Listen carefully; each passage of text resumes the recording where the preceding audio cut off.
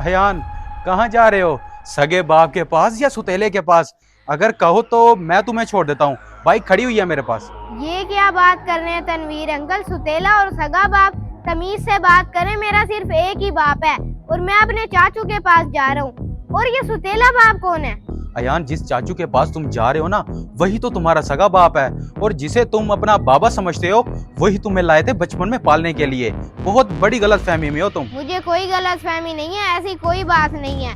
आप सब मुझसे झूठ बोलते हैं और मेरा सिर्फ एक ही बाप है। मैं आपको बता रहा हूँ, मुझसे आइंदा ऐसी कोई बात ना करना। अच्छा, ना मानो तुम, जब तुम बड़े हो जाओगे ना, तब तुम्हें पता चलेगा। तुम्हारा बाप तुम्हें इसलिए पाल रहा है ताकि तुम्हारी जमीन और जायदाद हासिल कर सके। वो लालची है, लालची।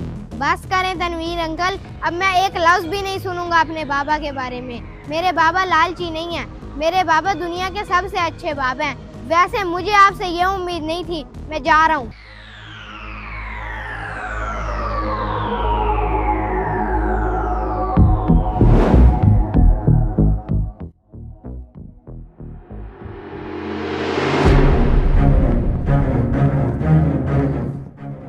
क्या बात है अयान बेटा, यहाँ गर्मी में परेशान क्यों बैठे हो? अंदर आके बैठ जाओ ना। भूख लगी है तो कुछ ले आऊं खाने को? नहीं नहीं अब्बू, मुझे भूख नहीं लगी। बस लोगों की बातों से परेशान हूँ। तनवीर अंकल हर वक्त मुझे तंग करते रहते हैं, अजीब अजीब बातें करके। तंग करते हैं अजीब अजीब बातें करके? मगर क्यों? उन्हें तुम्हारे साथ क्या मसला है? कहते क्या हैं वो? मुझे बताओ, मैं जाके उनसे पूछता हूँ। हाँ भाई, क्या मसला है? मेरे बेटे को तंग क्यों करते हो? मैं बताना तो नहीं चाहता, लेकिन आपको बता देता हूँ। तनवीर अंकल हर वक्त मुझे कहते रहते हैं कि आप मेरे सुतेले बाप हैं और जो मेरे चाचू हैं वो मेरे असल बाप हैं। क्या ये बात सच है? आप ही ने ही मुझे बचपन से पाला था।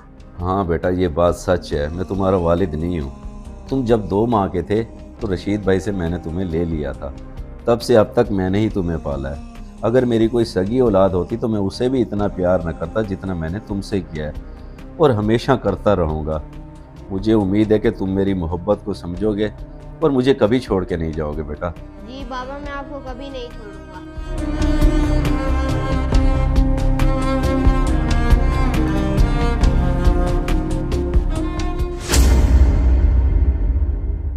बेटा खैरियत तो है? इतने दिनों बाद घर चक्कर लगाना हुआ, कोई काम था?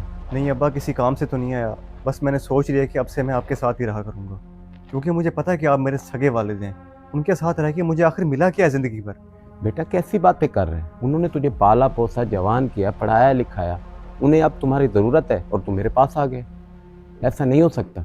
तो ठीक है अब्बा जी, अगर आप मुझे अपने साथ नहीं रख सकते तो मुझे अपनी जायदाद का हिस्सा दे दें, मैं उनके साथ रह लूँगा। मैं आपका बेटा हूँ, मेरा भी तो हक है अपना हिस्सा लेना। बात साथ रखने की नहीं है बेटा। मसला ये है कि जब तू पैदा हुआ था ना, वो तुझे अपने साथ ले गए थे और मैंने भी अल्लाह की रज़ा के लिए उन्हें दे दिया था। अब तू बड़ा हो गया कि कह रहा मैं उनके साथ नहीं रहना चाहता, सिर्फ जायदाद की खातिर। जी अब्बा, बस मैं यही चाहता हूँ कि मेरा जो हिस्सा बनता है मुझे आप चुप करके दे दें। आपने बचपन से ही मुझे उसके हवाले कर दिया, ना उनकी तरफ से मुझे कुछ मिल सका और ना मुझे आपने दी है। मेरा क्या कसूर है इसमें? तो सुन बेटा, मैंने जो तेरे हिस्से की जायदाद बनती थी ना, वो तेरे बाप के नाम की हुई है, जिसे तू सुतेला बोल रहा है। उन्होंने भी अपना बैंक बैलेंस, जमा पूंजी सब तेरे नाम की हुई है, लेकिन मरने के बाद मिलेगी, जिन्हें तू छोड़ के आ गया है। वो पागल इंसान, उनके मरने के बाद सब कुछ तेरा ही तो था। जाके उनसे माफ़ी मांग, उनके पाँव पकड़ ले। ओहो, कितनी बड़ी गलती कर दी मैंने। लालच में तो मैं अंधा हो गया था। सही कह रहे हैं बच्चे आप, मुझे माफ़ी मांगनी चाहिए उनसे। हो सके तो आप भी मुझे माफ़ कर दें। मैं अभी जाता हूँ उनके पास। आजकल की औलाद से तो अल्लाह ताला माफ़ी दे। जिन्होंने पाला पोसा जवान किया, उन्हीं के साथ बेवफाई कर। ऐ मेरे अल्लाह ताला मेरी